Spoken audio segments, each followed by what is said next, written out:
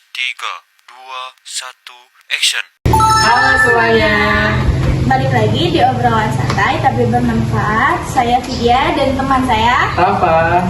Kali ini kita kedatangan teman kita nih yang kebetulan satu universitas dari kita, yaitu Universitas Indonesia PGRI. Wah, kayaknya seru banget nih hari ini.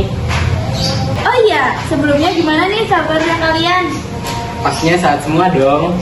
Oh iya, kali ini kita mau bahas topik yang sebenarnya sering banget nih kejadian di depan kita sehari-hari.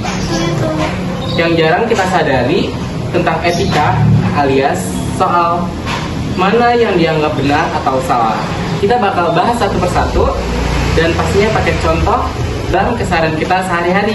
Betul banget itu. Jadi kita harus siap-siap aja nih buat mikir. Benar. Tapi tetap santai ya. Yuk langsung aja kita lanjut ke obrolan kita yang asik tapi basic. Baik, mari kita sambut teman-teman kita. Ayo guys, silakan masuk. Halo. Halo. Oke, kita lanjut. Nah, sebelumnya nih kita belum tahu kan nama-nama dari masing-masing ini. Coba Kak, boleh dikasih tahu nama-namanya? Halo semuanya, nama aku Ariati, biasa dipanggil Hani. Halo Hani. Halo semuanya, nama saya Rahmat Febriansyah, biasa dipanggil Rahman. Halo Rahman. Halo. Halo semuanya, nama saya Amelia Putri Abdillah, biasa dipanggil Putri. Halo Putri. Oke, kira-kira kita ini bakal mau membahas topik apa sih? Jadi guys, kali ini kita akan membahas etika dan moral dan contoh-contoh tingkah laku dalam kehidupan sehari-hari dalam sudut pandang filsafat. Oke, menurut Hani, apa sih etika itu? Jadi gini, etika itu sebenarnya bagian dari filsafat yang membahas soal apa sih yang baik dan buruk dari tindakan manusia. Gampangnya, etika itu kayak panduan bagaimana kita melakukan tindakan itu dipandang oke atau enggak. Dan apa sih manfaat buat kita dan orang lain.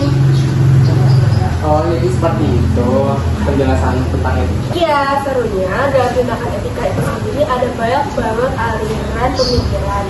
Jadi nggak semua orang sepakat tentang gimana cara menilai tindakan. Ada yang bilang niat itu penting, ada juga yang fokusnya ke akibat dan tindakan tersebut. Oh, berarti kurang lebih etika itu begitu ya Kak? Iya. Selanjutnya nih, kan tadi ada topik kita tuh ada moralnya juga. Kira-kira moralnya itu apa sih? Menurut saya, moral itu adalah suatu pandangan terhadap individu atau masyarakat yang menentukan apakah perilaku itu baik atau tidaknya. Moral itu merujuk pada tindakan, perbuatan, dan tingkah laku. Nah, jadi kita bisa melihat apakah suatu individu atau suatu masyarakat itu bermoral atau tidaknya. Moral ini atau tindakan bisa dipengaruhi oleh 3 faktor, yaitu ada faktor adat, ada faktor kebiasaan, dan faktor budaya. Berarti penjelasan kurang lebih tentang moral seperti itu. Tadi kan udah membahas tentang etika dan moral. Nah, selanjutnya nih, kan kita masih belum tahu nih contoh-contoh dari tingkah laku sehari-hari yang berkaitan dengan filsafat. Kira apa ya? Jadi kita itu punya 3 contoh. Yang pertama hedonisme, yang kedua utilitarisme, yang ketiga deontologi. Nah, kalau hedonisme itu suatu sudut pandang seseorang yang tujuan hidupnya untuk kesenangannya pribadi. Jadi kita bisa bilang sih biasanya self reward ya. Nah, di self reward ini contohnya dari pagi sampai sore kalian itu bekerja, dan setelahnya di malam harinya kalian itu bisa bersenang-senang seperti nonton film, main game, terus juga bisa nonton TV dan lain-lain. Wah, sepertinya seru banget sih. Iya sih, seru banget.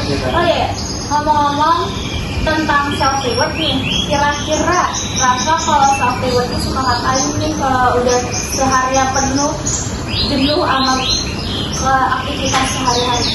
Wah, biasanya aku tuh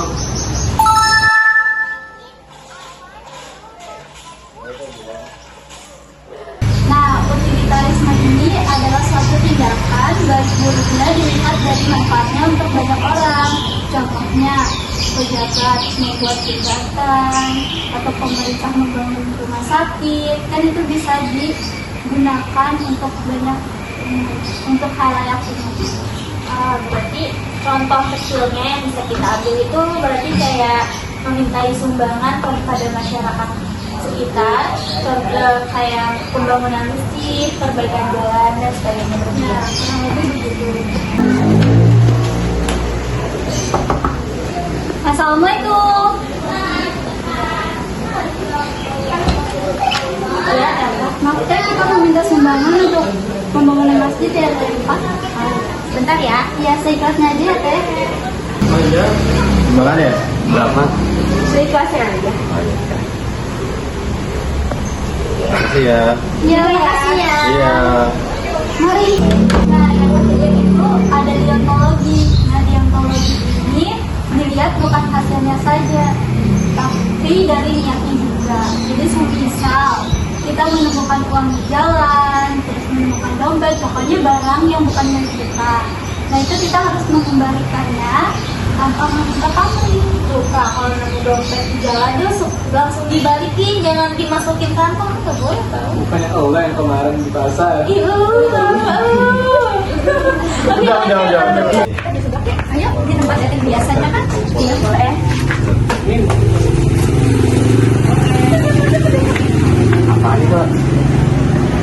Balikin. Nggak boleh punya kakak-kakak, Cok. Kita harus menjadi orang yang baik hati. Astagfirullahaladzim. Kita nggak boleh kayak gitu. Balikin, ayo kita harus balikin. Itu rumahnya. Balikin, nggak boleh. Dosa, ini baru keluar puasa loh. Nggak boleh dosa, yuk. Nggak boleh. Kak, kakak, kak. Ini udah bagus ya. Ini kak, dompetnya jatuh tadi di bawah sana noh. Oh iya, makasih ya. Iya, sama-sama kak. Makasih ya, Kak. Iya, iya. Berarti contoh dari hedonisme, deontologi, dan utilitarisme itu kurang lebih kayak gitu ya? Ya, kurang lebih begitu Kak dia. Oke, baik. Oke, berarti kesimpulan dari topik yang tadi kita bahas adalah penting sebagai panduan dalam nilai dan menjalani hidup karena setiap tindakan dapat kita lihat dari sudut pandang yang berbeda tergantung dari mana tujuan yang kita anggap penting. Oke, kurang lebih seperti itu ya kakak-kakak dari penjelasan yang topik yang kita angkat hari ini. Terima kasih yang sudah menonton video ini. Semoga video ini bermanfaat bagi kalian yang ingin mengetahui filsafat. Dan juga terima kasih untuk kalian bertiga yang udah mau datang jauh-jauh ke sini dan meluangkan waktunya. Maksudnya Ya, terima kasih juga atas undangannya ya. Semoga kedepannya kita bisa diundang lagi di podcast berikutnya. Oke, tunggu ya guys kunjungan kita selanjutnya. Bye-bye. Bentar. Mohon maaf juga jika ada kesalahan kata dan mungkin ada audio-audio yang nggak terdengar. Iya. Bye-bye. Oh iya, jangan lupa subscribe